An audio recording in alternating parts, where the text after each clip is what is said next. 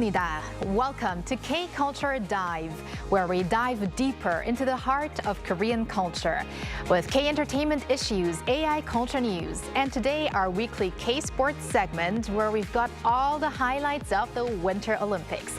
And I'm your host, Kwon So-wa. Let's dive in. Joining us this Tuesday is my co-host Bella Kim. Hello, Bella. Hi, Soa. And hello to everyone joining us today on K-Culture Dive. I'm Bella, back again to co-host and fill you guys in with some exciting K-entertainment news, especially focused on K-pop groups today. All right, Bella, let's start with BTS. It looks like their anticipated comeback concert tickets became available yesterday. Did you get one for me? Oh, for you? Unfortunately, I wasn't able to get my hands on tickets for both of us. It was very tough. BTS definitely proved their overwhelming popularity once again as the free tickets for their Gwanghwamun concert were scooped up instantly. The ticket reservations for BTS The Comeback Live Arirang opened at 8 p.m. Korean time yesterday, Monday, and immediately draw more than 100,000 people online. And tickets for BTS concerts are, always so intense, of course. But this time, the ticket war was even tougher as the concert is free of charge. Waiting numbers quickly soared, and many fans were unable to secure seats even after waiting for more than 30 minutes.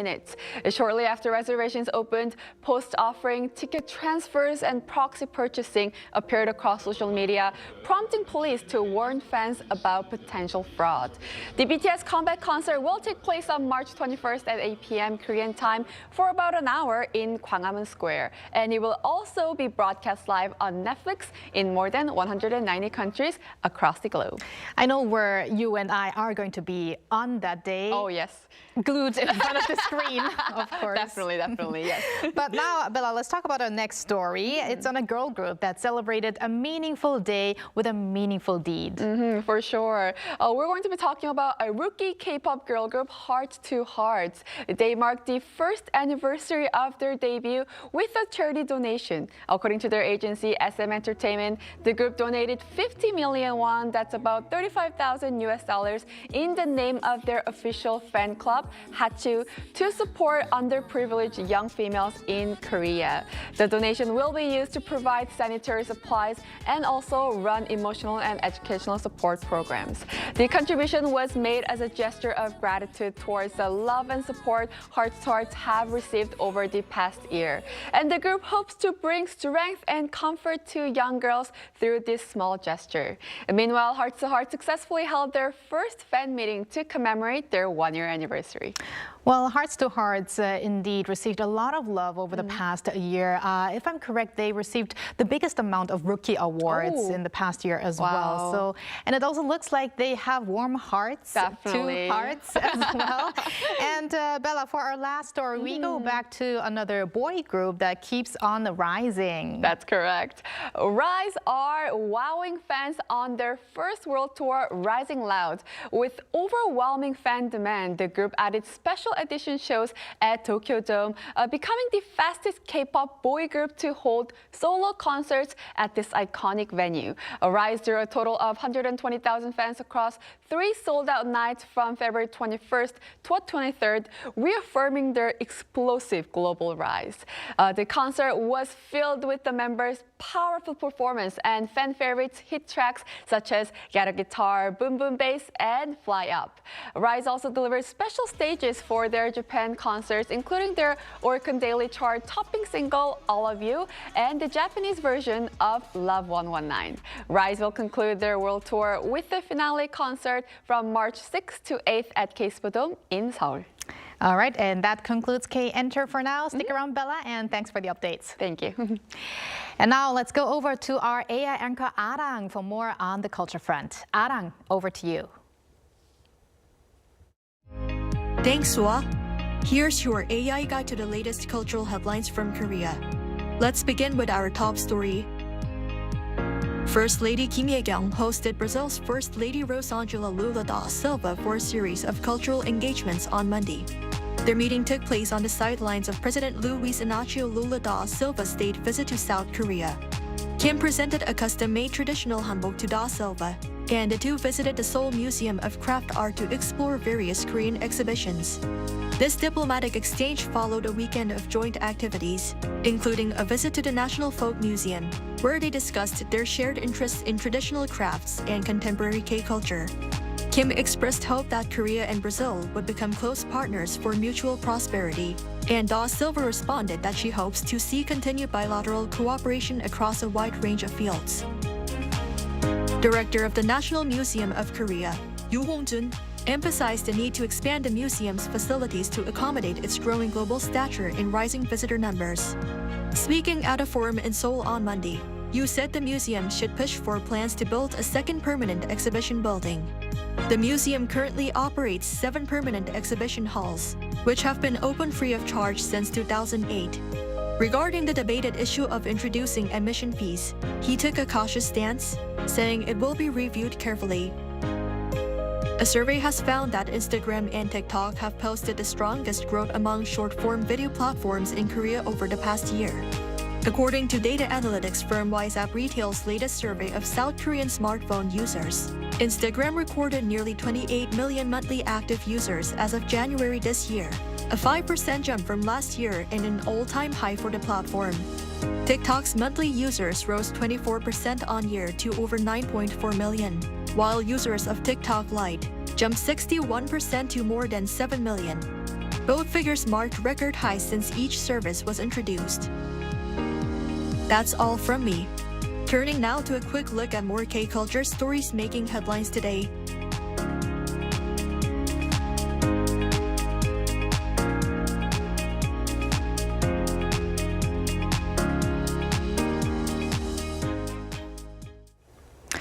Are you into K-pop but are slowly opening up your eyes to traditional Korean music as well? Then you might want to check out a new girl duo that made its debut just a month ago and is blending traditional Korean elements with modern music, bringing a fresh new sound to K-pop. Our culture correspondent Park Gun-woo met them.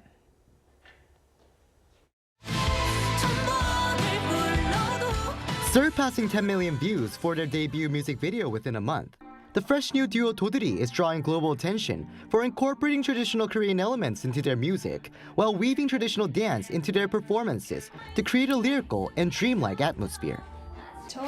At first, it might feel unfamiliar or even difficult, but the charm, emotion, and energy of traditional Korean music can go beyond language. By blending it with more familiar genres, we wanted to make it easier for listeners to approach. The name dodree reflects that mission, as it's a combination of the traditional rhythmic pattern dodree 장단 and the word free, reflecting their ambition to transcend genre boundaries through traditional sound. Youngju has trained in traditional Korean narrative singing pansori since the age of 3, coming from a third-generation family of traditional musicians, making the transition to dance an even greater challenge for her. 아리아리랑 스리스리랑 아라리가 났네 아리랑 아라리가 났네. Wow. I've been singing my whole life, so dancing while singing was my biggest challenge. But practice is the only answer. I want to become a role model who makes others feel that challenges don't have to be feared. And Songhyun, who majored in traditional Korean dance, hopes to incorporate even more traditional styles into their performances. Since this kind of music has no fixed answer, finding the right direction is our biggest task. I hope to become an artist who brings both charisma and joy on stage, one day incorporating traditional dance elements, such as drum performances, like tangu dance. And it seems to be resonating globally as the duo says more global fans are engaging with them online, with some even calling them the real-life version of HUNTR. Some said they burst into tears watching our performance. That made me feel that emotion can be truly delivered despite language differences. Like in K-pop Demon Hunters, just as K-culture blends naturally into the story, we hope to let the beauty of traditional Korean music blend naturally into K-pop. Looking ahead, they say they hope to collaborate widely, even naming BTS, while expressing interest in exploring R&B and jazz. Despite their bold artistic direction, their goals remain grounded. My goal is to always do my best with consistency, values that are emphasized strongly by JYP. My biggest goal is to not lose myself as I continue this journey. With humility guiding their journey, dodree is just beginning, bringing tradition into the future of K-pop while expanding the boundaries of the K-pop scene. 박건우, Arirang News.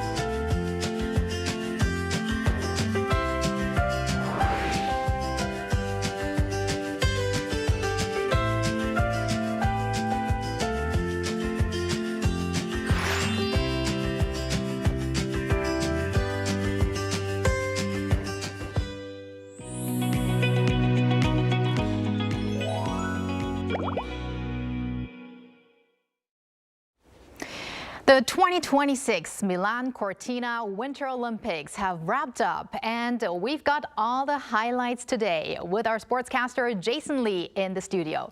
Welcome back, Jason. Hi, Jason. Good afternoon. So we are obviously going to talk about the Winter How can we Games. not? But is there anything else significant in the world of sports that you want to update us on?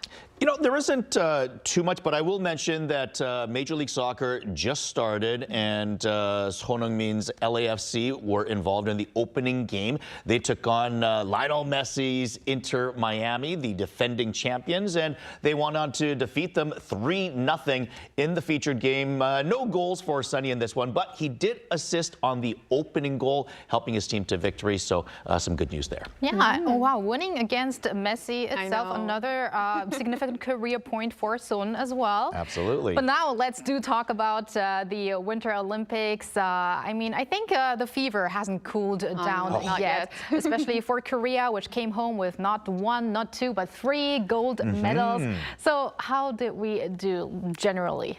Yeah, I think, you know, going into these games, Korea had the goal of trying to capture 3 gold medals, an improvement certainly of the previous Olympics in Beijing. So they were able to achieve that. They indeed won 3 gold medals. And I honestly thought that going into these games that the bar was actually set a little bit low at 3 gold medals, but I guess the experts turned out to be exactly correct.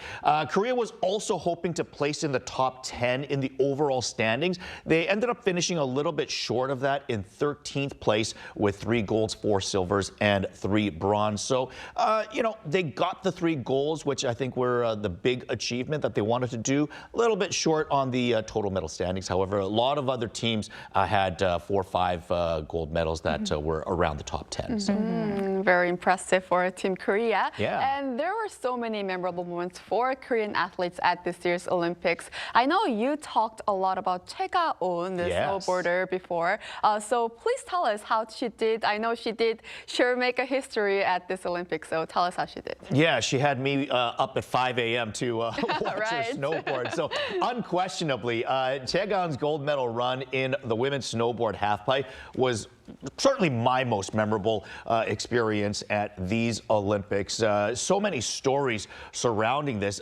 Keep in mind that the way it works in snowboarding is each snowboarder in the half pipe, you get 3 runs at it. Whichever score is the highest, that's the score that you keep. So on her first run, she fell really hard, and it was to the point where they brought out the stretcher. They were checking her for concussions. There was question as to if she could continue at all whatsoever, and it seemed like, you know, Korea's opportunity in the snowboarding event might be dashed. But then eventually she did come out for a second run, and, you know, in that event, in that run, she fell once again. And if she didn't compete or complete a third run, then she would have practically finished last in the event. So a lot of questions as to, you know, how the injury from the first run affected her second run. Would she even go out for a third run? Certainly when you crash as hard as you did, mentally it sets in as well. But indeed, Chaegon, finally, she did go out for the third run, and she nailed it perfectly. She showed so much courage, especially for being just a 17-year-old girl who could have given up and kind of said, oh, well, you know, let's go for it 4 years later when I'm 21 and, you know, still have an opportunity. But no, she got back up on the horse. Perfect run on her third go at it. 90.25 was her score. And with that, she gave Korea the gold medal. In doing so, she also beat her own idol, Chloe Kim, who is, of course, the 2-time defending Olympic gold medalist in the event. So a legend that she defeats, her own idol. It takes courage and bravery to do it after a really, really hard fall in the first run. And after she got back to Korea, it turns out that she had 3 fractures. 3 fractures while doing that. So the pain tolerance and the mental fortitude to complete that. What a hero that Chaegon is. Yes, definitely. Super mentality, super snowboarder. And I really also liked how Chloe Kim and congratulated her. She was the first one there. I know, Yeah. it was such a very nice, you know, to see those two hugging each other and congratulating each other. And when I was watching Chaegon, like in the first 2 rounds, it felt like I was actually watching a fictional sports movie on a sports hero. It was amazing. Because no one really expected her to come back for the second trial and even the third trial, right? Absolutely. The commentators were like, is she even going to come out? Which is I thought it was totally DNS, valid. yes. Yeah, like I really thought that, okay, maybe that's just how it's going to end. I know. But yeah, the heroics, the bravery, the courage. Yeah. And speaking of commentator and expert, we heard Chaegon, that name, a lot of times from you, Jason. Yes. And your predictions came true. Fortunately for all of us. But as impressive as Chaegon was, she wasn't named as the top Korean at the Olympics because that honor went to double gold winner Kim Gi-lee. Yes, what an event, what a performance that she had. And, you know, ironically, both Kim Gi-lee and Chaegon had to surpass their idols and mentors in order to win their gold medals. So, yes, Kim Gi-lee won 2 gold medals, one in the women's 3,000-meter relay in short track speed skating, and then another in the women's individual 1,500-meter event. And a few things that I want to point out about her wins. Let's start with the 3,000-meter relay. Kim Gi-lee was the anchor for Korea's relay team, meaning that she skated the last 2 laps. And when she started those final 2 laps, she was in second place. The skater that she had to pass to earn Korea the gold medal was Italy's Arianna Fontana, who owns 14 Olympic short track speed skating medals. That's easily the most all-time, men or women, doesn't matter. No one has been decorated more as a short track speed skater than Arianna Fontana. This is a legend of sports track speed skating that knows how to hold off someone that's trying to pass her. We're talking about veteran experience, savviness.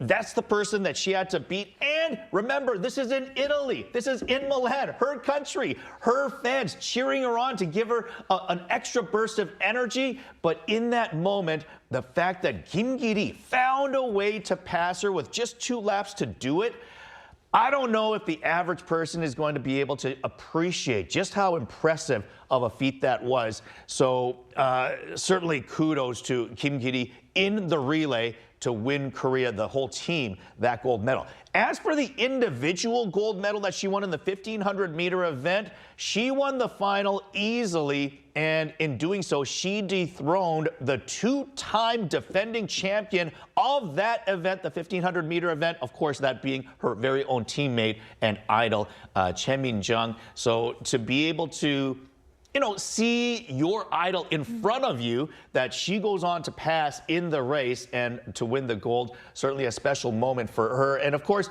Choi Min-jung herself, being as decorated as she is, the two-time defending champ of the 1500 meter. And now, Choi Min-jung, by the way, is the most decorated Olympian of all time for Korea. She's won now 7 medals overall. No one has won more medals for Korea in either Summer or Winter Olympics. And after the games were completed, Choi Min-jung actually surprisingly announced that she would be retiring from Olympic competition. It actually caught a lot of people off guard, both athletes, as they were questioning her teammates. They said, oh, we didn't know. So I guess she just kind of maybe kept it to herself before she made it public. But certainly, I think it's sad that we're going to be losing Choi Min-jung for other Olympics, because she obviously certainly has things to offer in that regards. But at the same time, I think Korea is certainly in very good hands with Kim Ki-ri, who now, by the way, is just 21 years of age. So I'm sure we can expect to see her in the next 2 or 3 Olympics, perhaps. Right, very young energy, and I love her energy as a person as well. As we also briefly saw in the picture how she made the jump during the podium ceremony. Yes. I love that. Yes, And shows her some character. Yes, definitely. And her nickname definitely showed off. There's a nickname for her, Lamborghini. Lamborghini. And actually, guess who's picking her up at the airport today, this afternoon? That sports car brand is actually going to pick her up. Oh, really? Yeah. Fun Good I fact. thought you were going to say you. No, not me. But she's still in Italy. A better driver than me, yes. Yes, so that's a little fun fact. Also, you mentioned that Korea won 4 silvers and also 3 bronze as well. So which of those stood out to you the most? Well, I mentioned before that Kim Sang-kyum's silver medal in the men's parallel giant slalom in snowboarding. That was earlier in the games. It was in the round of 16 and the round of 8 that his opponent actually slipped and fell. So he was quite fortunate to go on to win the silver medal as it was. But, it was Korea's first medal, and it was honestly a little bit unexpected, as he acknowledged as well. But also the fact that this is in snowboarding, where Korea doesn't often win medals. Korea, actually totaled a gold, a silver, and a bronze in snowboarding for this Olympics. So hopefully this will inspire more younger Koreans to take up snowboarding and perhaps grow the sport competitively here as well. The other medal that stood out to me was Lim Jong-un taking bronze in the men's 1,000-meter event in short track speed skating. And he also contributed to Korea taking silver in the men's 5,000-meter relay. Now, what stands out about Lim Jong-un is he's only 18 years old. So he could easily be the future of the sport, much like Kim Ki-ri is for the women's side. He could be the top men's, perhaps, in the future. Meanwhile, on the men's side, Hwang Dae-hun, he's probably been the most successful male short track skater in recent years. He took a silver in the 1500 event this time, and he actually won that 4 years ago in Beijing. So he started out winning a silver medal in Pyeongchang in 2018 when he was just 18 years old. So perhaps Lim Jong-un's success here at the age of 18 might foreshadow some things in the future. 4 years later in France, maybe 8 years later in Salt Lake City. We'll have to wait and see. Now, definitely there are expected results and unexpected results. That's why these kinds of big sports events are always so fun to watch. Yeah. But Jason, let's wrap up with athletes that didn't win medals, but still came close or had maybe inspiring stories stories. Yeah, certainly. It can be painful to come so close. Korea's women's curling team finished in 5th place, just missing out on the semifinals and a chance to medal. They lost to Canada in their final game, basically needing to win that in order to advance to the semifinals, but they lost that, unfortunately. The one thing that I did want to mention, though, is while watching the ladies curling team quite a bit, I noticed that their third, Kim Min-ji, really good. She's just 26 years of age. She's 10 years younger than their skip, Kim Eun-ji. And, you know, a lot of thirds eventually become skips of their own. And I could see her perhaps leading a championship team in the future. So maybe a name to watch in future Olympics as well. Cha Jun-hwan just missed out on a medal by finishing 4th in men's figure skating. Obviously, the real big story in figure skating was actually the favorite, Ilya Malinin, falling over and over again to an 8th place finish. Unfortunately, Cha Jun-hwan also fell once in his free skate, and that was just enough to knock him off the podium as he finishes in 4th place, just missing out on a medal. That was by less than a point as well, by the way. Another sport that Korea failed to medal in was long track speed skating. Jung Jae-won finished in 5th place in the mass start. That was the closest that we got in long track speed skating, and it means it's the first time that Korea has failed to win a medal on the long track since the Salt Lake Winter Olympics, dating all the way back to 2002. Well, on that note, let's celebrate not only the medal winners, but each and every one of the athletes for their hard efforts in the past weeks, not just weeks, months and years. Yeah, training so, too. yeah, and thank you, Jason, for your rundown, and we're looking forward to next time. Thank you, Jason. And thank you, Bella, as always. We're going to see you back here later this week. Yes, I'll see you back very soon. And thanks for watching and your interest in everything K-culture. Please tune in again tomorrow, 2 p.m. Korea time. Keep diving.